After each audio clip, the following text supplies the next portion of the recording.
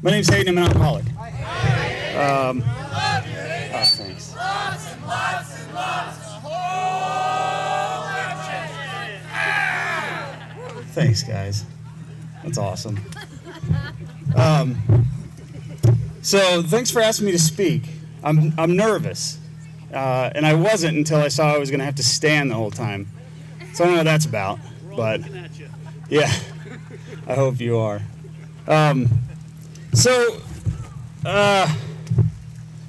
Is this? That's okay. So my sobriety date is April 18th of 2000. Yeah. Oh, wow. Hell yeah. Hell yeah. Yeah. It doesn't seem, it's crazy. It doesn't seem like that long ago that I sobered up, and time flies, right? Anyway, my home group is the Thursday night Park City Men's Stag meeting. I've been going to that meeting for about 16 years. Huck goes there. Garth. Yeah. And those are my boys, right? Like that's where I go. Those are my guys. I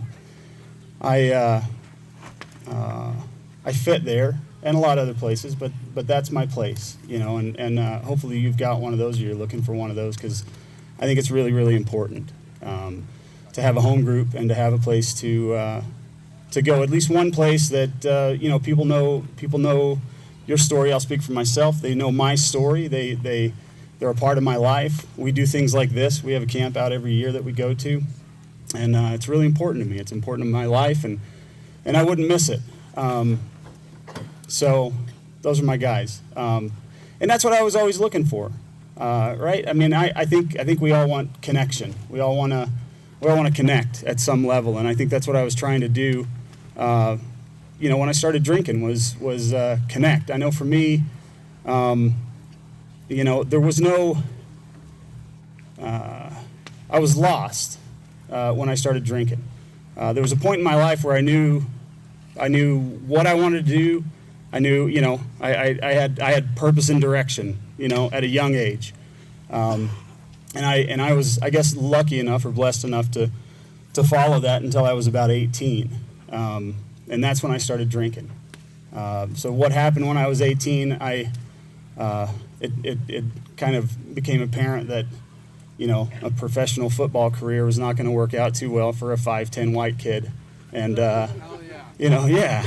I mean, I could have tried a little harder probably, but it wasn't going to work out, and so that's what kicked it off. I grew up in the northern panhandle of Texas in a little town called Hereford. No, yeah, it's named after the cow, Hereford cow, and there's nothing there, right? There's the Baptist church and football, and that's about it. A lot of cows. 3 million cattle in Deaf Smith County. So you got that, right? Growing up, it really wasn't a question of what you were going to do. If you were, you just played football. That's what you did, right? And that's what I wanted to do. That's what my cousins did. That's what everybody I knew did. So that's what I wanted to do. When I was about 11, my mom left and went to treatment. Or my dad. Sorry, Dad went first. Dad left and went to treatment, which was weird because I don't remember really ever seeing my dad drunk, which I don't think was very uncommon. I mean, in that culture, you didn't drink, right? Like nobody drank, but everybody drank, and so he went to treatment. I went to a family week and just outside of Dallas, Texas, and found out about alcoholism for the first time, and it was very strange, very weird. I didn't understand it, and came home. He came home, and then my mom shortly after that followed him, and she didn't come home. She did for a little while after treatment, but she was in really bad shape, and moved back into a halfway house. So I was exposed to AA at a young age, about 11 years old. I went to meetings with my dad. it was just kind of something I did. I don't know. I mean, I was around it. I knew my dad's sponsor, things like that. So I was exposed. And I just didn't see the point in drinking. You know, people get in trouble. That's just how it seemed to me. It seemed like pretty common sense that I shouldn't do that. I wouldn't be able to play football. You know, I was really involved in the church. I was on the, you know, youth councils and all that stuff. And we went around and, you know, we're pretty out there with our Christianity, and pretty proud of it. Anyway, so I didn't drink. I was a popular kid. I didn't you know, stay away from parties or anything like that. I went to parties. I just didn't drink, and put all my effort into playing football and doing that. And so, you know, about the end of my senior year, like I said, when it looked like, you know, it wasn't going to work out, I didn't really know what to do. So I went to college, which I was I had no idea what to study or what to do or what college, you know, how to prepare for college, because I didn't. And that's when I started drinking. My story is you know, it's not, I don't want to spend a lot of time on it, just because I think we all know what happens, right? Like, you know, it gets bad, but it started off fun and good. And I jumped right into it because I was good at it, and I was looking for something to be good at. So I was really good at it, and I got a lot of praise from it because I didn't drink for a long time, and then I started drinking, and I'd go to parties and see high school friends of mine, and it was, you know, it was a big deal. You know, oh, you're drinking, right on, man, that's awesome. And so that's where I got my praise and accolades, you know, from doing all that stuff. But that's as far as I was going to take it. You know, I would drink. That's about it. You know, I'm not going to do any drugs and not going to get into that stuff. And then I was over at this girl's house one night, and she said, "Hey, you want to smoke a joint?" And I said, "Absolutely. Let's do that." You know, so I did. So then I started smoking weed, and being someone that was looking for something to grasp onto, I grasped onto that, right? So what did I start doing? I started, you know, I was like, you know, I was already listening to the Grateful Dead. I really liked the Grateful Dead, Widespread Panic, all that stuff. So I was like, well, this is what I'm going to be a hippie, right? There's not many hippies in Lubbock, Texas at that time. That was where I was. So, you know, I could stand out and be special doing that. So that's what I did. I started growing my hair out. I started wearing corduroys and tie-dyed shirts and Birkenstocks and all that shit, and smoking weed all the time. So that's what I was becoming. You know, I bought some Bob Marley posters, started listening to some reggae, and just doing that. You know, not long after that, we were having a party at the house, and my two roommates, I see them run back into the bedroom, and that was it, right? Like marijuana, man, it's from the earth. Like, that's all I'll do. Like, I'm good with that. I'll drink and I'll smoke some weed, and I'll just, this is good. You know, I don't need to go any farther. And shortly after that, I see my roommates go into the room, and they come out, right? And then I see them, I'm watching them, I'm like, what's going on with those guys? And then I see them kind of over the, you know, make eye contact, and they get together, and they go back in the room, and they come out again, and I grab them, I'm like, what are you guys doing? And they're like, oh, don't worry about it, right? Don't worry about it. I'm like, what the fuck? So I'm watching them, and the next time they go in, I run in, and I'm like, what are you guys doing? And they break out some blow. They got some blow on the dresser there, and I'm like, my heart, man, I'm like, holy shit, I can't believe I'm around this stuff. This is crazy. Like, you guys are nuts, man. This is, like, you could die, right? Because everybody knew that kid, right? That kid in high school that, like, did it one time and his heart exploded. Like, you guys know that guy? You know? Anyway, that's what we got told. You know, so I'm like, I can't believe, I'm pissed, right? Like, I'm pissed off that these guys are doing this in my house, and they're like, you want some? I'm like, yeah, I do, you know? like, is it cool? Yeah, it's a lot of fun, you know? So I started doing that, and you know, and it went that's how it went, right, for me. And you know, alcohol is my drug of choice. If I always say, like, if I got $50 in my pocket, I'm going to buy $50 of alcohol. You know, if I got $100, that's a different story, right? So I never said no to anything really, except for a needle. I said no to a needle, and I didn't even say no to a needle. It was, you know, the guy that was with me is like, you don't want to do that, you know. So I didn't. But whatever was around, you know, I did. So my mom and stepdad had moved to Aspen, Colorado, and I was lost. I didn't know what I was doing in Texas, so I was like, man, I'm moving to Aspen. I'm getting to the mountains, so that's what I did. And when I got there, things got better because I just didn't know people. I didn't know where to find it. I didn't know, you know, where to look, and I eventually did find it and did know where to look. And you know, that's shortly after that is when I started kind of losing myself, right? I had some good times, you know. I had some good times drinking. I had some good times doing drugs. You know, I had a lot of really cool acid trips and mushroom trips and stuff like that, and had a lot of fun. And then you know, things started turning. And I remember thinking at an early age, because you know, the church was such a big deal in my life up to that point. And I remember thinking early on in my drinking, even before I moved to Aspen, I remember thinking, you know what, if I do this, I'm going to do it, and I'm not going to be a hypocrite. I'm not going to be one of these guys who, you know, does this stuff and then still goes to church and all that stuff. So I turned my back on that whole life and a whole group of people, and my dad included. Like, you know, I just turned my back on everybody and walked away, and became extremely anti-religious. Like, I was such an asshole about all that stuff. You know, I mean, somebody would sneeze and somebody would say, "God bless you," and I'd be like, "Really?" You know, "God bless you." You know, and anyway, I was annoying about that stuff, and you know, so I was slowly losing, you know, who I was and who I wanted to be, and you know, and so that continued. I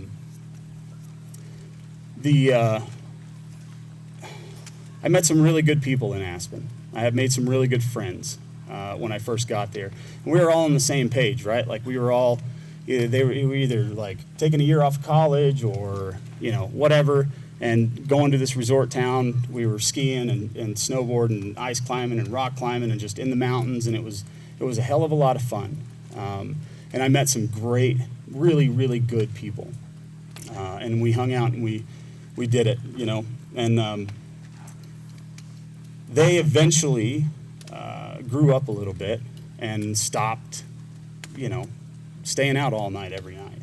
I didn't, and I just kept going.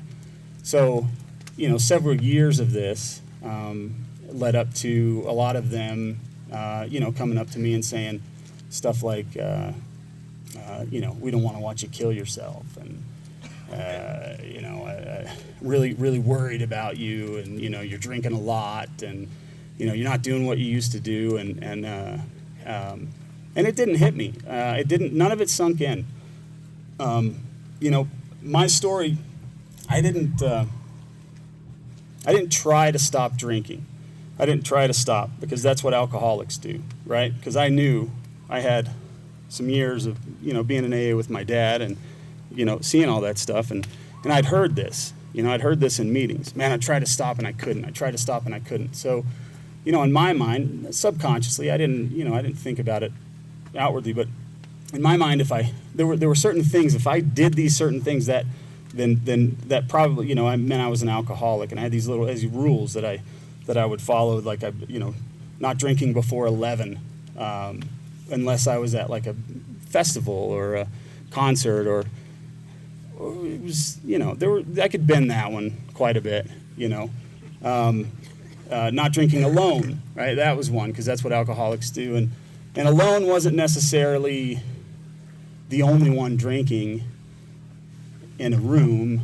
You know, if I was in there drinking and there was someone else in there, even if they weren't drinking, I wasn't drinking alone. I was with someone. So that was that rule.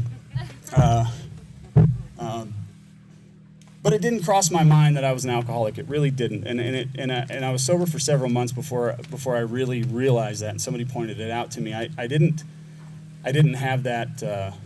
I didn't have that part of me. So you know, I got really good at being whoever you wanted me to be, right? Whoever I needed to be to do what I needed to do. You know, if we were going to a you know, a widespread concert, I say widespread. A lot of people, I think now, what is the panic? Everybody's saying. I got corrected at a softball game one time. If that guy's here, thanks. But if you know, if that's what so if we were doing that, I got the outfit, right? I got the outfit. I got the corduroys, and I got the tie-dyed shirts, and I could arm dance and everything, you know, with the best of them, and just fit right in, you know, and we'd you know, do a lot of hallucinogens and smoke a ton of weed, and that was all good. You know, if I went back home to Texas, you know, I'd take my boots and Wranglers, and we'd sit around a bonfire and, you know, drink whiskey and beer all night long and shoot shit and blow shit up and you know, and say super inappropriate things. You know, or if I was in town and I was going out on the town in Aspen and I needed my tight black T-shirt and my, you know, designer jeans with my pointy shoes or whatever it was, you know, and slick my hair back, I could do that, you know, and you know, I became whatever you wanted me to be. That's what I became, and that started wearing on me, right? The lie that I had. You know, it started wearing off. And what happened was, I had these two groups of people that I was around. You know, I had these great people that I knew when I first moved to town. You know, when things were still fun, right? Good relationships, good people, cared about me, like really cared about me. And then I had this other group of people that I didn't really like. You know, they were all right.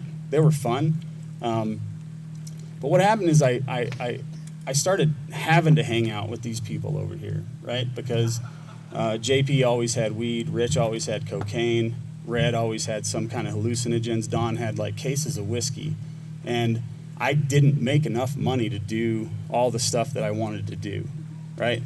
I slowly started falling off with the sports and the climbing, and you know, I was too hungover to get up and go anywhere in the morning. I started standing people up, mostly these people, right? And that's when the talks started coming, and it didn't really hit me. So yeah, I mean, it went on like that for a while. One morning I woke up and I had wet the bed because I did that fairly regularly, you know, and I whatever. That was that was my thing, right? Like, yeah. I mean, you know, I'd open a dresser drawer, piss in it, and close it, right? That's laundry in the middle of the floor. Fireplaces seem to be a good place, but you know, that's what I did. But one morning I woke up and. My girlfriend, who I she was cool. I dug her, you know, and she wasn't in bed, and it wasn't that she wasn't in bed, and it wasn't that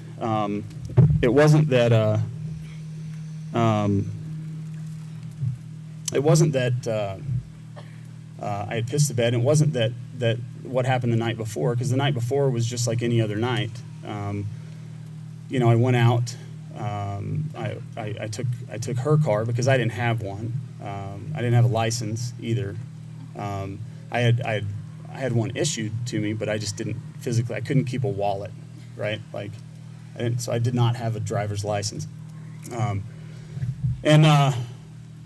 know, I gave it. What I found out is if you give your keys up at the beginning of the night, they're a lot easier to get back. You know, it's the guys that fight, and they're like, "No, I don't want to give you my keys," and then they take them, and then those keys go in pockets, right? if you don't fight about it, those keys like go on the nightstand or a dresser or something like that, and they're easy to get back. So that's what I did. I went out, I drank, blacked out because that's what I did. Apparently got back in my girlfriend's car, drove, 15 miles on a windy road back home, and woke up that morning and she wasn't in bed with me. And like I said, it wasn't that necessarily. It wasn't the night before necessarily, because I had done worse than I did that night, and I had felt worse than I did that morning. But something in my mind clicked, and the thought hit me that, she's gone, and everybody that I care about in my life is going to go away. And the only reason that they're going to go away is because I drink too much and I do too many drugs. And that was the first time that thought crossed my mind. And the next one was, holy shit, I think I'm an alcoholic. I got up, cleaned up a little bit, went to the living room. She was in there. I said, I think I'm an alcoholic. And, she started crying. I was crying. And then I started, confessing a lot that apparently she didn't know certain things that I would do, and she didn't know about the nights I would crawl into bed 15 minutes before alarm went off, just gacked out of my mind, and laying in bed, just thinking she can hear my heartbeat, it's gonna wake her up, she knows she's gonna be so pissed, and and then her alarm goes off, and I go, morning, and act all sleepy, and she leaves, and I'm like, but she didn't know I did stuff like that, I can come across as a really nice, clean-cut dude, so I had her a little snowed. Anyway, went and saw my mom, because my mom lived in Aspen at the time, and she was still sober. I had stopped going over to her house at that point because every time I would go over to her house, I would bring a 12-pack of beer with me, right? Because go eat dinner, drink, bring a 12-pack of beer. And she asked me to stop doing that. And I was like, well, I just won't come over, And I think I said something like, if you're not secure enough in your sobriety to be okay with somebody drinking around you, I just won't come around, right? Right? Because that's what we do, right? I mean, we got to protect this thing, this precious thing. Anyway, went over to Mom's, about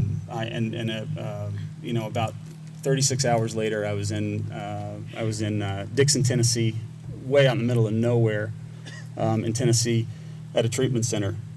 Big plantation-style home in the middle of nowhere, and thank God for those men, because I was ready. I was ready to stop. I didn't want to drink anymore. I walked in. They said they handed me a big book of 12 and 12 and a daily reflections, and they said, "What do you want to get out of your time here?" And I said, "Well, I want to quit drinking. I want to quit doing drugs, and I'd like to stop smoking." And they said, "Why don't you hold on to that smoking thing?" And I said, "Okay, guys." Why don't I? So it was bare bones. That place was bare bones. There was nothing to it. They didn't detox. It wasn't a medical detox place. But I was on step one the day I walked in the door. And so I started reading, and they started helping me get through the book. And when I got to a step, I would work it. And those guys, they didn't care how I felt. They didn't really give a shit what I had to say. And that was a relief to me, because I didn't know how I felt. And I didn't know what to say, because my brain was scrambled, and it was just running constantly. I couldn't think about anything. I was full of fear. I had no idea what to do. Every once in a while I get this huge, this is a huge mistake feeling. But I kept working through the steps, and the men in that treatment center, loved me enough to tell me the truth, and They love me enough not to coddle me, because I believe that can kill people, you know. And they got me through the steps. They told me this was a deadly disease, that it would kill me, and I believed them, because they told me about people that had died, and people came in and talked to us about people that had died of this disease. So they set a good ground, a good foundation for me. I went back to Aspen, and jumped in with a group of young people, and we it was awesome. It was great. I had worked the steps, and I was terrified when I got back, terrified when I got out of treatment, terrified every morning when I woke up, terrified when I went to work, terrified when work was finished. What do I do now? Terrified when I was driving home, terrified when I got home, terrified when I was scared shitless all the time. And I think that's pretty normal. I didn't know who I was. I still didn't know who I was, because the last time I checked, I'd be whoever you wanted me to be, right?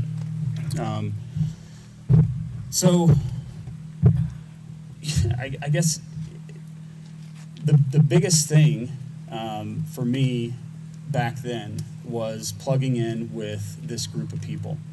I'd spent my whole life looking for my tribe. People say that, right?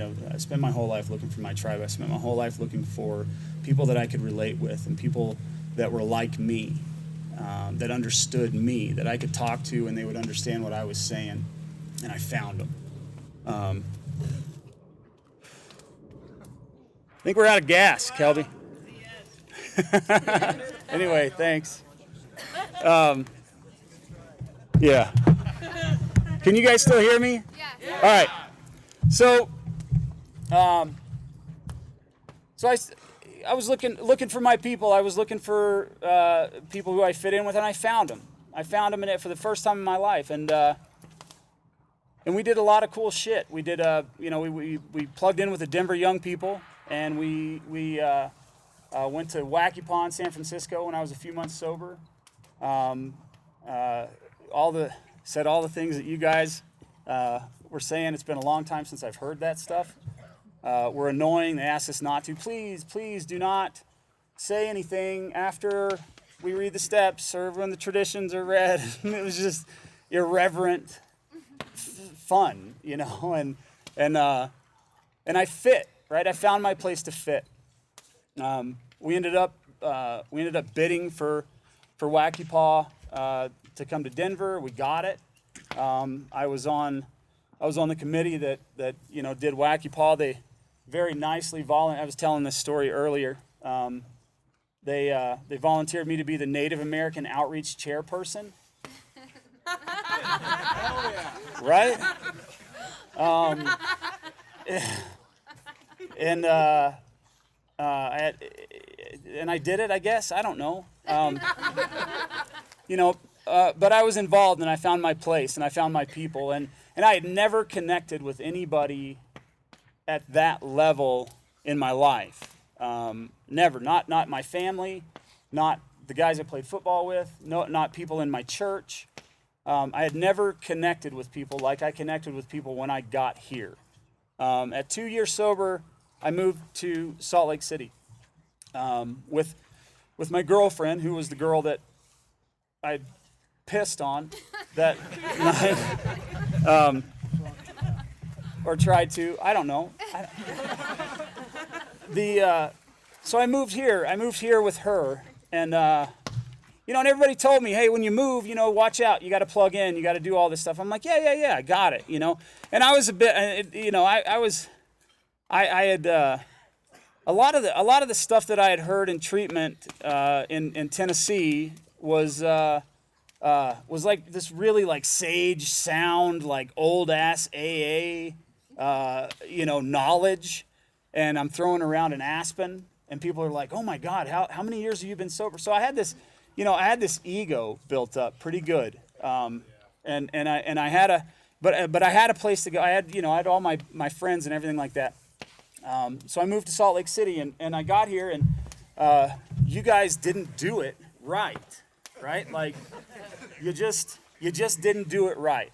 And I tried, man. I gave it a good shot, and I just couldn't.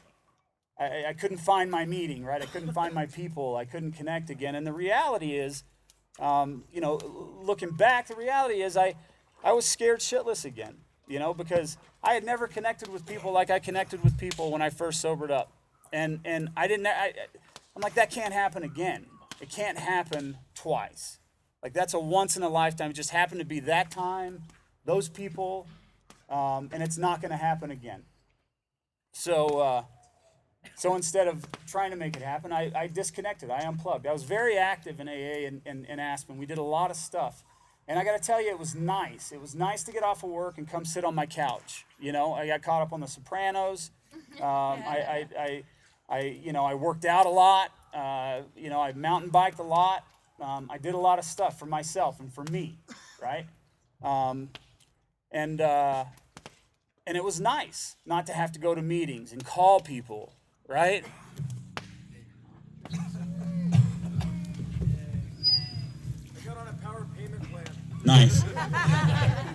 So I'm going to do this just because I think we're recording, and I don't know that the people that are listening to this would know where I'm at in my story right now, so I'll just pick up for them, right? So after I murdered those 3 people,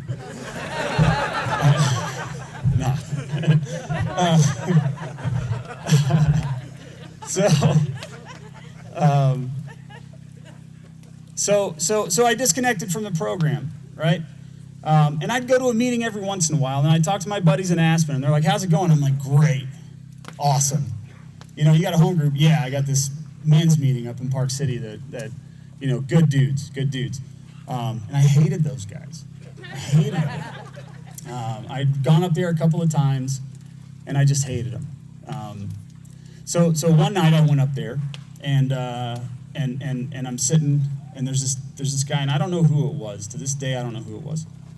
And he's crying. He's bawling his eyes out in front of 15, 20 men. And he's bawling his eyes out. His dog had died, right? And he's bawling his eyes out, talking about his dog, how much he loved his dog, and whatever he's been. And I'm sitting here going, this is what I'm talking about. This is AA in Utah. I cannot believe this dude is sitting in a meeting crying about his dog. And I started going, just in my head, I'm just murdering this dude, right? And I'm just like, is nobody going to stop this guy? And he just kept going. And I'm like, this is ridiculous. What does this have to do with AA? Where's the solution, right? Where's the solution? Why aren't you talking about the solution? And he just keeps going. And I'm looking around, waiting for someone to stop this dude, and he just keeps going. And he kept going long enough for my head to shut up. And a thought came into my head again, kind of like that morning, that I had that thought. And the thought was, this guy's affected. And it doesn't matter what it is, he's affected enough to where he's crying like a baby in front of 15, 20 men at a meeting. And I got really scared because I thought, what if something like that happened to me right now? What if I was affected like this dude was affected? What would I do? I'm lying to my friends in Aspen about what I've been doing. I don't know anybody in Utah, and if something happened to me right now, I'm fucked. It scared me enough that I got a sponsor that night. It's a brownout. I used to have brownouts. Anybody have brownouts? Right? Just riding that line, right? And then I'd smoke a bowl and just. Anyway, so I got a sponsor that night. I got my ass kicked one more time. I had a little bit of grace bestowed upon me one more time in my life, and it saved my ass. Because I don't know how long I would have stayed sober doing what I was doing. Probably not long. But I knew enough. I didn't know enough. I was bestowed enough grace upon me. I got a I got a sponsor that night, and we started working the steps. And And with that group, we started going up to the Park City meeting every Thursday night. We'd carpool up there, and slowly but surely, as I started working the steps and things started coming around, and my thinking got cleared up, right? I started connecting with people again because what happens for me is that when I get into my head, it closes my heart up, and I can't live from that space. I can't live from my heart when I'm coming from my head, and it's really hard for me to realize when I am in my head, coming from my head instead of my heart, and that's important for me to remember. And it's important for me to have people around me that remind me when I'm coming from my head and not from my heart. And that's what I did a 20-year stretch, and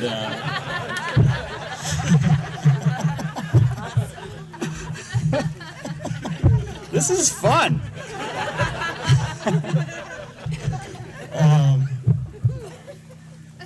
But that's my problem, right? The main problem of the alcoholic sinner's in his mind, and I'm separated from alcohol for a certain amount of time, and I don't crave it. I don't have a physical craving for alcohol anymore. I don't have the mental obsession even anymore. Like I'm not craving. I don't want to go out and drink, right? I know that. I'm not going to go out and drink today, right? But when I start living from my head, and when I get out of my heart, when I stop living from my heart, when I stop connecting with you guys, right? When I walk through a crowd of people and don't stop and say hi to anybody, or ask somebody what's going on, or pay attention to someone's body language or what they say in a meeting, when I don't take a minute to go up to that person and be like, hey man, you all right? Hey dude, thanks for your share. I really like that. I've been through something like that. That's when I'm screwed, right? That's when this disease is starting to win. It's starting to get me. And that's what was happening before I met those guys. And that's what started going away once I met those men up in Park City. And it also opened me up to, other meetings in AA, other things in AA. But this is where, and then slowly, that feeling started coming back that I had with those people in Aspen, right? I started, well, these are my people, and it happened again. And so I was in Utah for, I think, 3 years, and I moved to Chicago for a year, and I plugged in Chicago, and I did it, and met some great people, and it went really smoothly. I was there for about a year, moved back to Utah, and I've been here ever since. So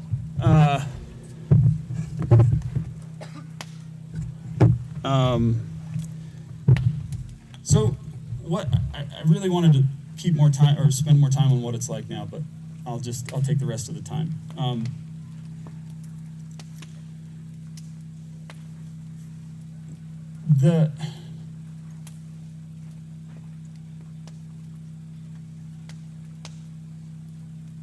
Some things happened. Some things have happened in my life, and everybody that's in here that's even been sober a little bit knows that once we sober up, it's not just roses, right? Like, shit happens. We go through things, I ended up going through something recently that took me out. I mean, it didn't take me out drinking, but it took me out. And I hit a bottom lower than I've ever hit in my life, than I have ever hit drinking. I hit a serious bottom at 15 years sober. I was contemplating, the thought in my head when I would drive home. I have a business up in Park City, but the thought that crossed my head when I was driving home was like, man, I'm doing 80 miles an hour. If I just yank the wheel to the left, this is all over. And I'm good. Like, I'm done. I mean, that's where I was. I was hopeless. Again, I was hopeless. And I was, because of this thing that had happened to me. I had my best friend had stolen a bunch of money from me. He was working for me, stole a bunch of money from me, and put me way in debt, and it took me down. And that was the way. That was my best thinking at that point, right? How do I take care of my daughter? How do I take care of my wife? Well, I die, right? And they get the insurance money, and they're taken care of, right? That was my big plan. I didn't do it, but you know, I leaned on those men in my home group. That's what I did. I leaned on those men in my home group. I leaned on other people in my life. I've got a few people in my life that I'm super close with that aren't alcoholics, and there's only a couple of non-alcoholics that I've met that can really hang, you know, like that are as sick as we are. As sick as I am in my head. They don't have a problem drinking, but I leaned on those people, and they kept me alive long enough, right? They kept me alive long enough to where I could figure some things out. And what I figured out is I was depressed. I went in, talked to my doctor, you know, laid down all these symptoms. I'm depressed. He put me on some medication.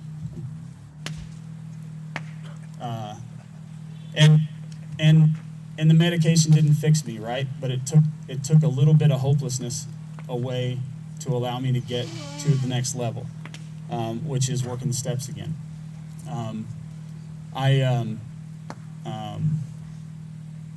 I've recently had an experience that really rocked me.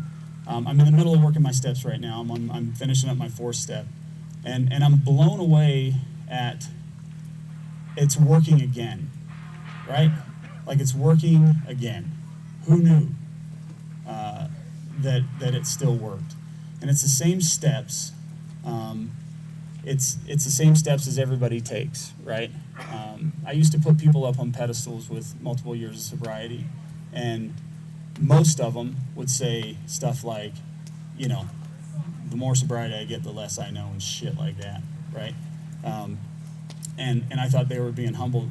It's true, and I'll tell you, a lot gets easier with more sobriety, but the one thing that doesn't change is these steps work, and I asked a guy to take me through. I'm going through, and it's changing my life again, and I'm really excited about it. I'm really stoked about it. I'm a big believer in step work. I'm a big believer in sponsorship, and I do not think that this thing can work without that. I've seen guys and girls. I've seen a lot of people come into AA and get sober, and I'll tell you what, I wish, I don't wish. There's one story, right? There's one story for relapse, and it's this, because I've gotten close to experiencing a couple of times in my sobriety. I got real busy, or I copped a resentment about some people. I stopped going to meetings, right? Disconnected.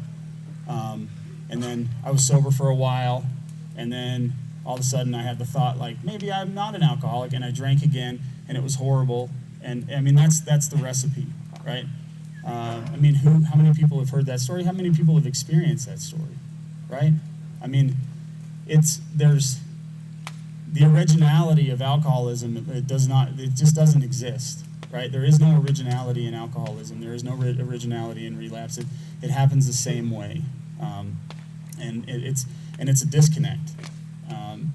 And for me, that's what has happened when I've gone away from this program, is I've disconnected. And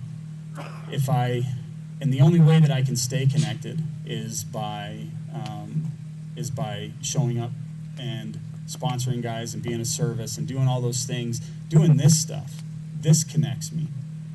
Going to a camp out, doing stuff like that. I've got to stay connected with my people. As soon as I start thinking I'm anything other than an alcoholic, I'm screwed, man. And it's true today. It's as true today as it was when I was, a week sober, 2 weeks sober. I've seen a lot of people die in this program. My stepdad that I moved to Aspen, to be around my mom and stepdad. I had a front row seat for his relapse and death, and he went from this amazing man who was so giving of himself, and he died on his parents' couch in Dallas, Texas, of heart failure. That's what they said, but I'm pretty sure it was an overdose. But at a couple of months sober, I was driving to the hospital because he had overdosed, and I got a bag of pills next to me, like a gallon bag, half full of pills next to me in the car, and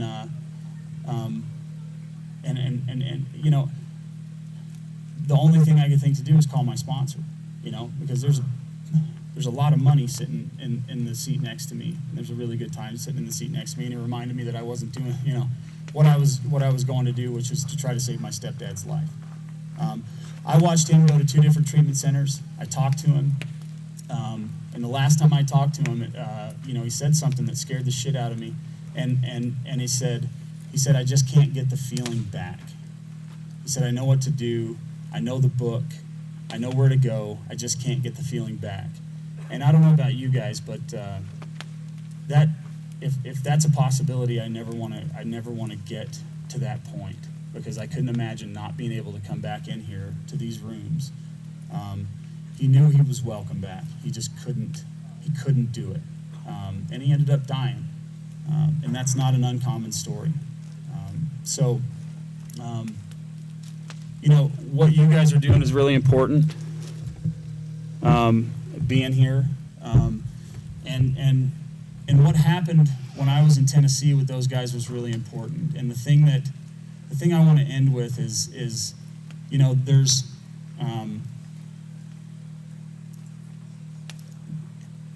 AA is a very social place. We get to go to meetings. We get to meet a lot of people. This is a deadly serious disease, right? Like this takes us out. There's children that lose parents. There's the parents that lose children. There's people that never get out of this stuff. And I